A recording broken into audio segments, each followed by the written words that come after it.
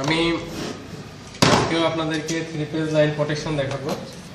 যে 3টা লাইনের কোনো একটা লাইন যদি কোনো কারণে অ্যাবসেন্ট থাকে বা একটা লাইন যদি কোনো কারণে নষ্ট হয়ে যায়, তাহলে আপনাদের টোটাল কারখানার অথবা যে মোটরগুলো চালাচ্ছেন সেই কন্ট্রোলিং জায়গার সমস্ত লাইনটা বন্ধ হয়ে যাবে।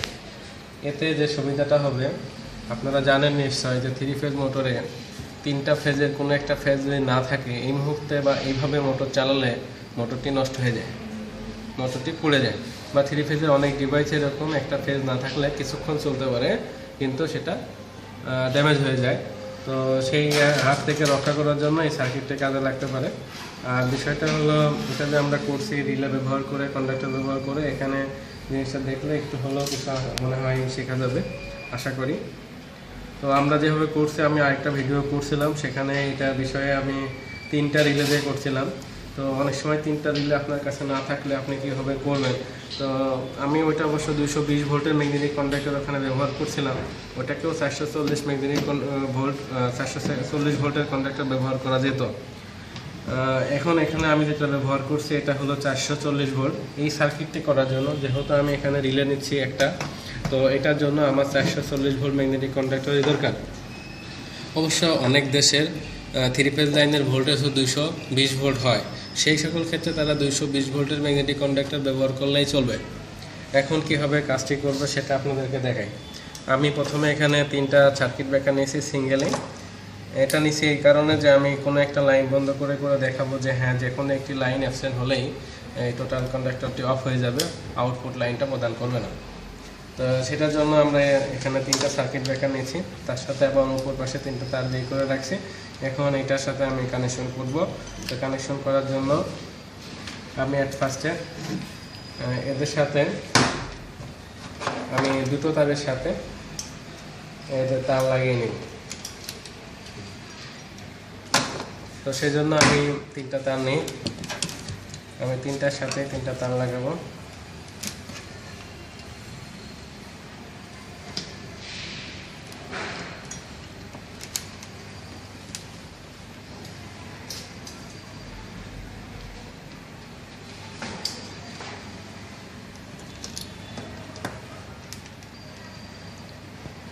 আমি 3টার সাথেই 3টা তার লাগিয়ে নিয়েছি।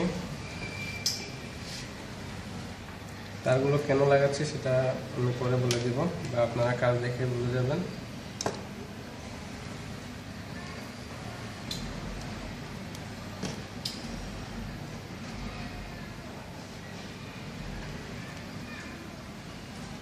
এখন এই 3টা লাইন ইনপুট হিসাবে এই কন্ডাক্টরে ঢুকবে, আউটপুটে আমরা টোটাল এটাকে মেইন সুইচের পরে ব্যবহার করতে পারি। তো টোটাল যে কতগুলো মডেল আছে বা লাইনগুলো আছে সেখানে আউটপুট চলে যাবে। অবশ্যই সেই ক্ষেত্রে কন্ডাক্টরটি আরও বেশি এম্পিয়ারের হওয়া লাগবে। যাদের যেরকম এম্পিয়ার দরকার সেরকম এম্পিয়ারে করতে পারেন।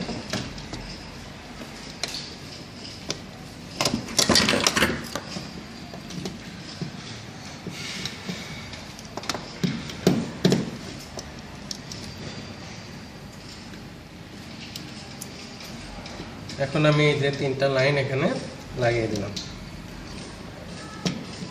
দেওয়ার পরে এখন আমরা যেটা করব আর কি, আমি যে কোনো একটা লাইন এখান থেকে নিয়ে আসি। আমি টাইমারের যে কোয়েল আছে, এই রিলের যে কোয়েল আছে, এই রিলের কোয়েল হচ্ছে হলো আপনার এটা 2 আর 7, আপনারা জানেন। তারপরে বললাম 2 আর 7 না হলে রিলের ডায়াগ্রাম দেখে নেবেন। এটা 2 আর 7 হলো এর কোয়েলটা, এই যে এখানে দেওয়া আছে 2 আর 7। তো আমরা এখন 7 অথবা 2 যে কোনোটাই লাগাইতে পারবো। তা আমি এটা 2 লাগাই দিলাম, 7 লাগালেও কোনো সমস্যা নেই।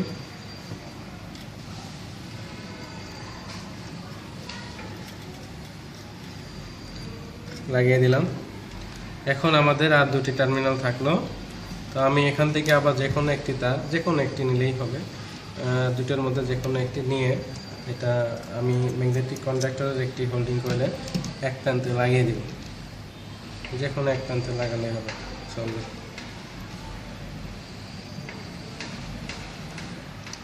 এখন তাহলে এখানে আর একটি তার থাকলো। এই তারটি আমি কন্ট্রোলিং করার জন্য ব্যবহার করব। মানে যেহেতু এখানে দেখছেন যে ম্যাগনেটিক কন্ডাক্টরে এখনও একটি তার ফাঁকা আছে, আর এটা তো 440 ভোল্টের, তার মানে এখানে দুটি লাইন যাওয়া লাগবে। তো একটি লাইন আমি দিচ্ছি এখান থেকে, আরেকটা লাইন দিব, কিন্তু সেই লাইনটা আমি এমনি এমনি দিব না, সেই লাইনটা অবশ্য রিলে নিয়ে ঘুরে নিয়ে এসে দিব। তো রিলের সেই জন্য রিলের 1 এবং 1-এর সাথে হলো 4 ইঞ্চি আছে এবং 8-এর সাথে হলো 5 ইঞ্চি আছে। তো আমরা রিলের 1 অথবা 8, তা আমি 8 ব্যবহার করলাম, এই 8-এ লাগালাম।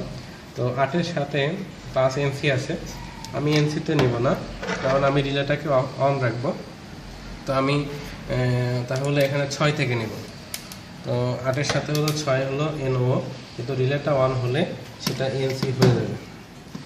আমি 6 নিচ্ছি, রিলের 6 থেকে বের করছি, যে তারটি 8-এ ঢুকালাম, সেটা 6 নম্বর থেকে বের হচ্ছে। বের হওয়ার পরে আমি এটা হলো হোল্ডিং কয়েলে লাগিয়ে দেব।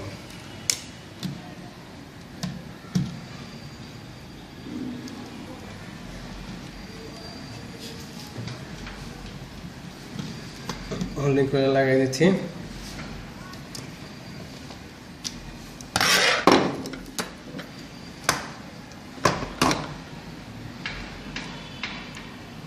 কানেকশনগুলো অবশ্যই আপনারা ভালো করে দিবেন,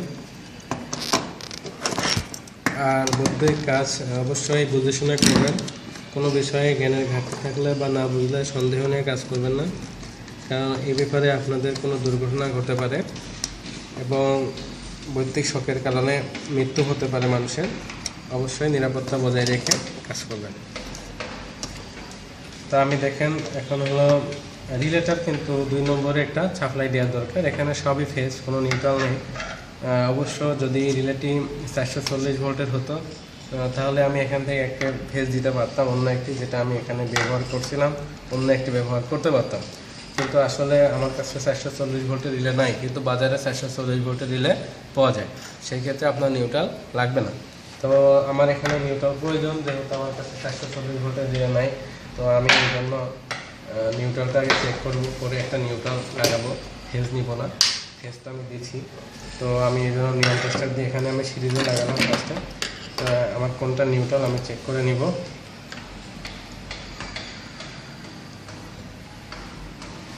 আমার এখানে প্লাগটা ঘুরাই দিলে হবে, আমি কালার করে প্লাগটা ঘুরিয়ে দিলাম।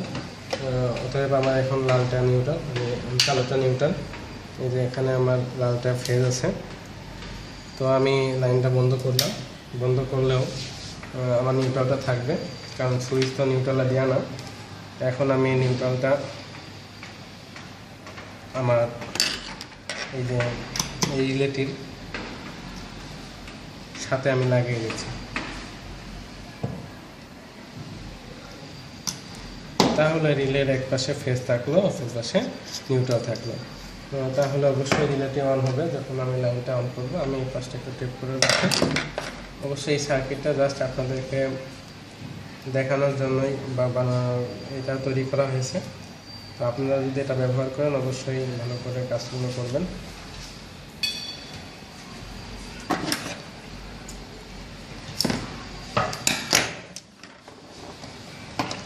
তাহলে এই মুহূর্তে আমি কী করলাম আপনাদেরকে একটু দেখাইনি। আমি 3 ফেজ লাইনে 3টা সার্কিট ব্রেকারে নিয়ে আসলাম। এখন সার্কিট ব্রেকার অফ আছে, লাইন এখানে অফ আছে, এবং অপর পাশ থেকে নিয়ে আমি একটা ম্যাগনেটিক কন্ডাক্টর ব্যবহার করলাম। এখন একটা তার আমি নিয়ে কন্ডাক্টরের হোল্ডিং কয়েলে লাগাইছি, আর একটি তার আমি নিয়ে যে রিলের এক কয়েলে লাগিয়েছি, আর অন্য একটি তার রিলের একটা ওর মধ্য থেকে ঘুরিয়ে NO নর্মালি ওপেন 8 এবং 6 ব্যবহার করছি, ঘুরিয়ে নিয়ে এসে আমি হোল্ডিং করে লাগিয়েছি। তাহলে আমার এখন যদি সাপ্লাই দিই তাহলে এটা অন হবে। আমি এদিকে এখন সাপ্লাইটা অন করছি। তো আমি 3 ফেজ সাপ্লাইটা অন করছি, দেখেন এই যে 3টা লাইন আমার আছে। এখন আমি অন করব। এই যে এটা আমার রিলের সাথে, এটা রিলের সাথে, এই যে নিউট্রাল তো আছে রিলের, এটা হলো রিলের ফেজ পেয়ে যাচ্ছে, তাই রিলে অন হয়ে যাচ্ছে। এই যে এখানে একটা শব্দ করে দেখেন। যাই হোক, আমি এটা রিলের সাথে, আর এটা হলো ম্যাগনেটিক কন্ডাক্টরের সাথে, কিন্তু কন্ডাক্টর কিন্তু অন হয়নি। এটা দিলাম তো অন হলো। এতেই অবশ্য বোঝা যায় যে হ্যাঁ 3টাই অন থাকতে হবে, না হলে হবে না। তো তো আমি যে কোনো একটা অফ করি, দেখি যে কোনো একটা অফ করি, আমি মিডিলে টপ করলাম, দেখেন অফ হয়ে গেছে। তো আমার লাইনটা অফ হয়ে যাবে। তো আমি এটা অন করি, আবার অন হলো, আমি যে কোনো একটা এটা করি, হ্যাঁ এই যে অফ হয়ে গেছে, দেখছেন অফ হয়ে গেছে। তো আমি এই পাশেরটা এই করি, এই যে দেখেন অফ হয়ে গেছে। তো আপনারা আশা করি সবাই বুঝছেন যে এই তিনটা লাইনের যে কোনো একটি লাইন যদি অ্যাবসেন্ট থাকে তাহলে কিন্তু এই কন্ট্রাক্টরটি অন হবে না। অতএব আপনার 3 ফেজ লাইনে মার খেলে, যে কোনো একটা মার খেলে, দুটো খেলে তো বন্ধ হবে, যে কোনো একটা খাইলেই যদি অ্যাবসেন্ট হয়ে যায় তাহলে লাইনটা বন্ধ হয়ে যাবে। তো আশা করি ভিডিওটি বুঝছেন। যদি না বুঝেন তাহলে অবশ্যই কমেন্টস করবেন। আর যদি আমার এই ভিডিও ভালো লাগে থাকে তাহলে অবশ্যই চ্যানেলটাকে সাবস্ক্রাইব করবেন। সবাইকে ভিডিওটি দেখার জন্য অসংখ্য ধন্যবাদ।